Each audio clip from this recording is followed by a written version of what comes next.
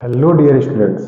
तो ये हमारा डे 30 जिसमें हम आपका एक नया टॉपिक कवर कर रहे हैं, इशू ऑफ डिवेंचर।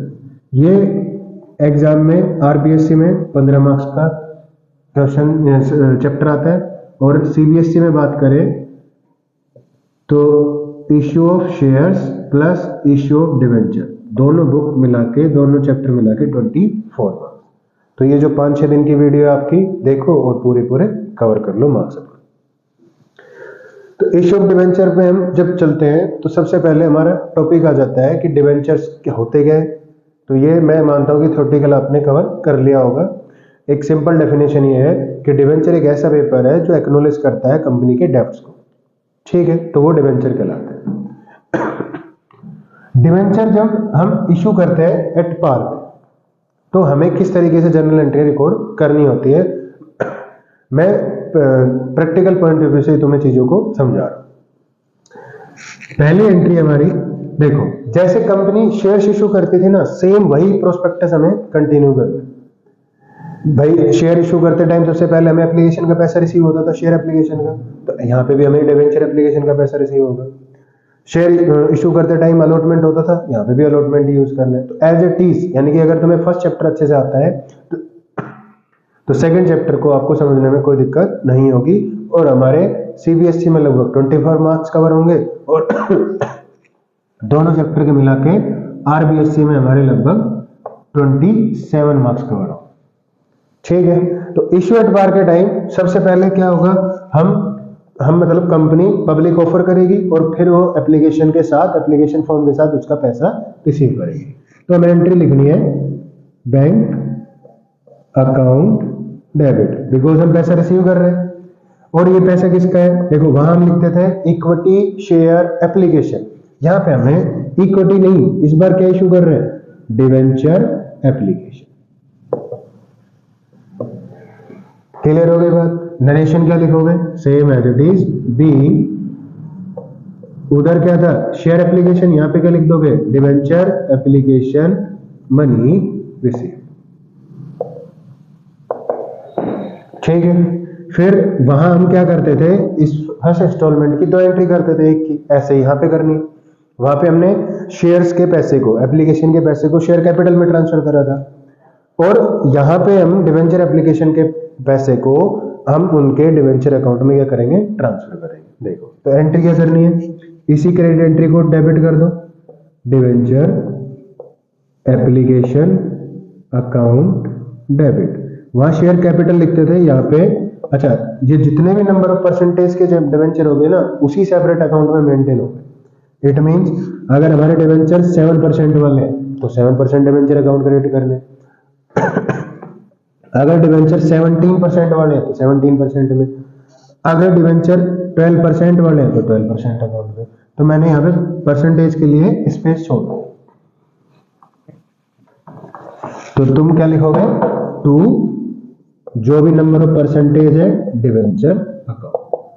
ये हमारी पहली एंट्री हो जाएगी फर्स्ट इंस्टॉलमेंट से related, being application money transferred to number of percentage debenture account.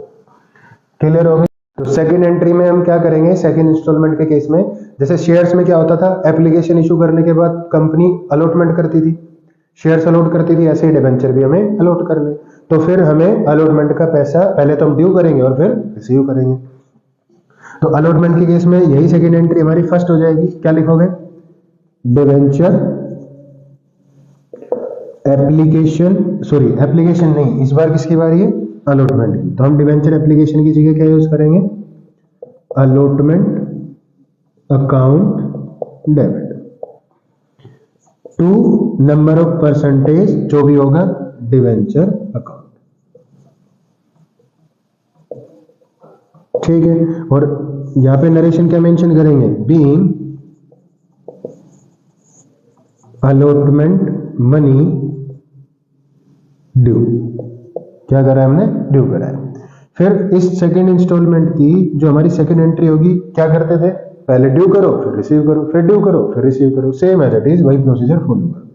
तो अब एंट्री हो जाएगी इशू करने की, सॉरी रिसीव करने की। Bank account debit to number of percentage और डिवेंचर अलॉटमेंट अकाउंट। क्लियर हो गई बात। नरेशन क्या मेंशन करोगे? बीइंग अलॉटमेंट मनी रिसीव्ड, वहां ड्यू किया था, यहाँ पे रिसीव करना है। ठीक है, ऐसे ही अब देखो, अब हमें जैसे इंस्टॉलमेंट में पैसा आ रहा है तो हमें इंस्टॉलमेंट वाइज एंट्री करनी होगी। हमारे पास एक एप्लीकेशन थी, एक अलॉटमेंट थी और एक फर्स्ट कॉल। तो अब हमारे पास अलॉटमेंट के बाद किसकी एंट्री होगी? फर्स्ट कॉल की। क्या करोगे? जैसे सेकंड इंस्टॉलमेंट की हुई है वैसे ही थर्ड की हो जाएगी। तो हमें सिर्फ अलॉटमेंट की जगह क्या यूज करना है? First call account. वो नंबर ऑफ अमाउंट भी किसका आ जाएगा? रुपीज किसके आ जाएंगे? फर्स्ट कॉल के। कहाँ ट्रांसफर होगा? डिवेंचर अकाउंट में। नरेशन में भी क्या मेंशन करोगे? बीइंग फर्स्ट कॉल ड्यू, जितने नंबर रुपए से ड्यू हुई है। फिर हमें सेकंड एंट्री किसकी करनी है? रिसीव करने की। यहाँ रिसीव करने की तो अलॉटमेंट की है, तो हमें किसकी रिसीव करनी है? फर्स्ट कॉल की। तो एंट्री रिकॉर्ड करोगे bank account debit to debenture first call account. ठीक है, ये हमारी फर्स्ट कॉल को। और जब हम नरेशन में ऐड करेंगे तो वहां पे भी क्या ऐड करेंगे? Being first call money received. ठीक है, जितना भी रुपया हमें वो फर्स्ट कॉल के ऊपर रिसीव करना हो। तो ये हमारे कुछ अकाउंटिंग ट्रीटमेंट हो जाएंगे जब हम इश्यू करते हैं एट पार पे और हमारा एप्लीकेशन अलॉटमेंट फर्स्ट कॉल यानी कि इंस्टॉलमेंट में पैसा रिसीव होता है। तो जब हम डिवेंचर्स को प्रीमियम पे इश्यू करते हैं तब हमें क्या अकाउंटिंग ट्रीटमेंट रिकॉर्ड करना है? देखो, इश्यू एट प्रीमियम जर्नली जैसे शेयर में था वैसा ही हमें डिवेंचर में मानना है। जर्नली जो हमारा अलॉटमेंट प्रीमियम अमाउंट है वो किस पे रिसीव होता है? अलॉटमेंट पे, जब तक कुछ स्पेसिफिक ना कहा है। इसका मतलब हमने जो प्रीमियम अमाउंट है किस पे रिसीव करा है? अलॉटमेंट पे।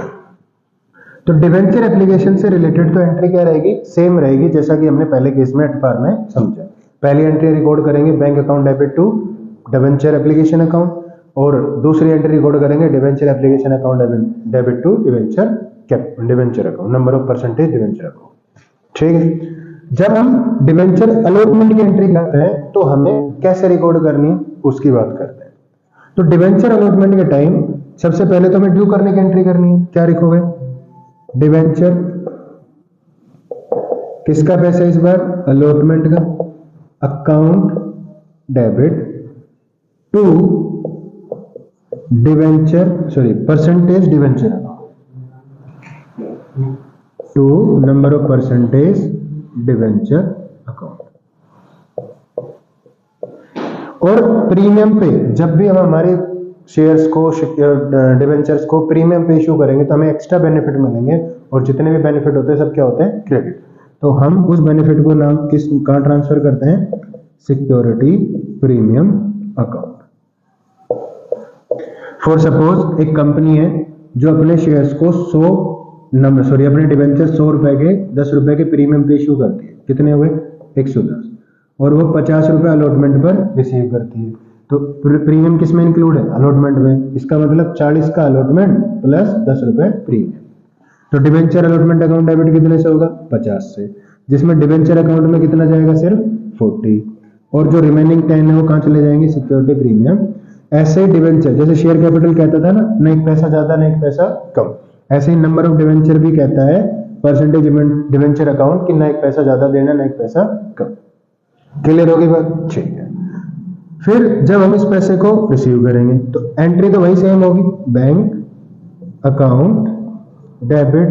कितने रुपए हमने कॉल करे? 50। अज्यूम कर रहे हैं हमें कितने रिसीव होंगे? 50 ही। तो 50 टू डिवेंचर किसका पैसा रिसीव कर रहे हैं? Allotment account. कितने रुपए से? 50। इसमें कोई एरर मतलब कोई भी एडजस्टमेंट नहीं करनी। हमें वो प्रीमियम अमाउंट कब शो करना है? जब हम उस पैसे को ड्यू कर रहे हो। तो एंट्री क्या नरेशन क्या रिकॉर्ड करेंगे? Being allotment money due. ठीक है, इधर हम रिकॉर्ड करेंगे being debenture allotment money receive. Clear हो गई बात? तो हमें सिर्फ प्रीमियम जिस पे एडजस्ट है उसी को एडजस्ट करना होता है। ड्यू करने की एंट्री में जैसे शेयर्स में करते आए थे ड्यू करने की एंट्री में ही हमें उस सिक्योरिटी प्रीमियम अमाउंट को शो करना है, ठीक है, और रिसीव में हम नॉर्मली उसको एडजस्ट करते हैं। क्लियर? तो अब एक नया टॉपिक जिसमें हम इशू करेंगे डिबेंचर्स को एट डिस्काउंट। देखो सबसे मतलब मेन डिफरेंस यही है शेयर्स में कि कंपनी शेयर्स को डिस्काउंट पे इशू नहीं करती, लेकिन कंपनी अपने डिबेंचर्स को डिस्काउंट पे इशू करने का रिस्क ले लेती है और वो डिस्काउंट पे इशू कर देती है। डिस्काउंट पे इशू करने का मतलब है जो कंपनी का इशू प्राइस होगा ना वो क्या होगा, वो होगा लेस देन किससे, उसकी फेस वैल्यू से। इट मींस अगर हमारे शेयर 100 रुपए के, फेस वैल्यू तो कितनी, सॉरी डिबेंचर हमारे कितने फेस वैल्यू है 100 रुपए, और हम उनको इशू करते हैं 100 से कम, वो 90 भी हो सकता है, वो 85 भी हो सकता है, वो 80 भी हो सकता है, वो 95 भी हो सकता है, वो 98 भी हो सकता है। फेस वैल्यू से जितना भी लेस अमाउंट होगा वो सारा का सारा टोटल अमाउंट क्या होगा, हमारे लिए डिस्काउंट। क्लियर हो गई बात?